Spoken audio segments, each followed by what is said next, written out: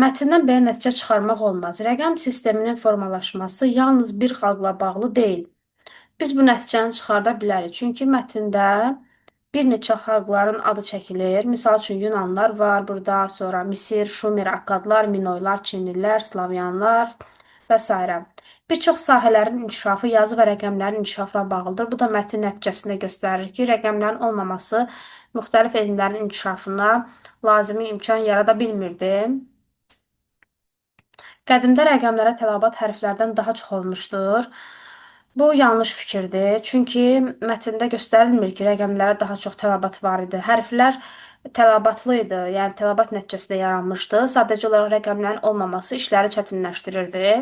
Ona görə də bizim düzgün cavabımız məhz bu fikir olacaq. Rəqəmlərin yaranması insanların tələbatı ilə bağlı olub. Bu da doğrudur. Mətnin müxtəlif hissələrində, əsasən nəticə hissəsində biz bunu görürük. Bir kəşfin geniş yayılması üçün onun təkmilləşmiş olması lazımdır. Bunu da biz burada bu fikirlə əsaslandıra bilərik ki, qeyd edir ki, Misirlilər, Çinlilər və başqalarının yaratdıqları sistemlər özləri üçün yararlı olsa da geniş yayıla bilmədi.